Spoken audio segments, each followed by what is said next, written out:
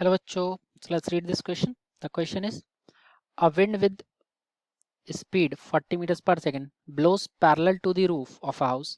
The area of the roof is 250 meters square. Assuming that pressure inside the house is atmospheric pressure, and the force exerted by the wind on the roof and the direction of the force will be. ठीक है, तो हमें यहाँ पर ये question है हमारे पास। तो यहाँ पर हमें दे रखा है एक विंड है, ठीक है, एक रूफ है, उसके ऊपर से विंड ब्लो कर रही है, विंड बह रही है, हवा बह रही है 40 मीटर पर सेकंड से। उस रूफ का एरिया 250 मीटर पर सेकंड स्क्वायर है। हमसे बोल रहे हैं कि अगर अंदर का प्रेशर हम एटमॉस्फेरिक प्रेशर माने तो जो फोर्स है, विंड ने किस डायरेक्शन में फोर्स लगाई होगी रूफ के ऊपर और कितनी फोर्स लगाई होगी। ठीक है, सो लेट्स राइट आवर की कंसेप्ट हेयर। तो हमारा जो यहाँ पर की कंसेप्ट रहने वाला है वो हमारा की कंसेप्ट है बर्नौलीज थ्योरम। बर्नौलीज थ्योरम ये हमारा की कंसेप्ट है यहाँ पर, बर्नौलीज थ्योरम, जो कि कहती है P plus rho G H plus half rho V square equal to constant. ठीक है, जो कि है हमारी P plus rho G H plus half rho V square is equal to constant. अब यहाँ पर हमारा जो P है वो है प्रेशर, रो जो है डेंसिटी है, G acceleration due to gravity, H जो है वो हाइट है, ठीक है, फ्रॉम रेफरेंस पॉइंट, और V जो है वेलोसिटी है या फिर स्पीड है।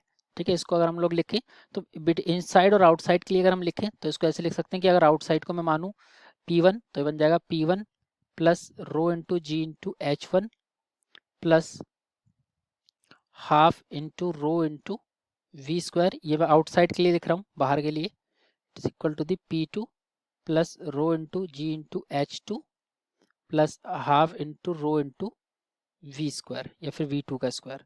अभी यहाँ पर दोनों की जो हाइट्स हैं वो लगभग सेम है, ठीक है, उनके बीच का हाइट डिफरेंस ऑलमोस्ट नेग्लिजिबल है, तो ये दोनों टर्म जो है वो जीरो हो जाएंगे, ये कैंसिल आउट हो जाएंगे।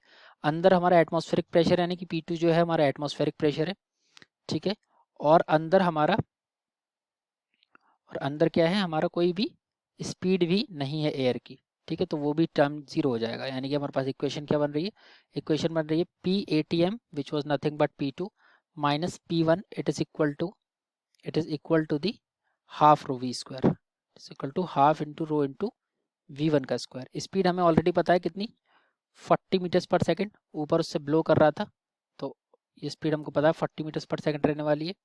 वैल्यू पुट करते हैं तो यानी कि PATM माइनस P1 ये वैल्यू बनेगी half into density of air rho which is 1.2 into 1.2 into 40 का स्क्वायर।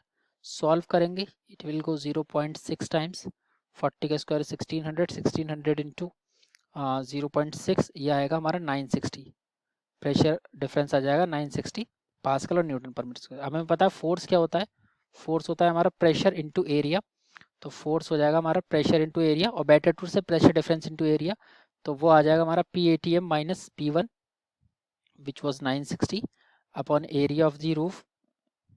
इफ प्रेशर होता है हमारा फोर्स अपॉन एरिया, और फोर्स होता है हमारा प्रेशर इनटू एरिया, फोर्स फिर हमारा प्रेशर इनटू एरिया हो गया, और एरिया था हमारा 250। सॉल्व करेंगे तो ये हमारा आ रहा है 2.4 इंटू 10⁵ न्यूटन, 2.4 इंटू, ये तो हमारा मैग्नीट्यूड हो गया। अब इसके हम डायरेक्शन की अगर बात करें तो हमारा जो फ्लो होता है वो हमेशा हाई प्रेशर से लो प्रेशर की तरफ होता है।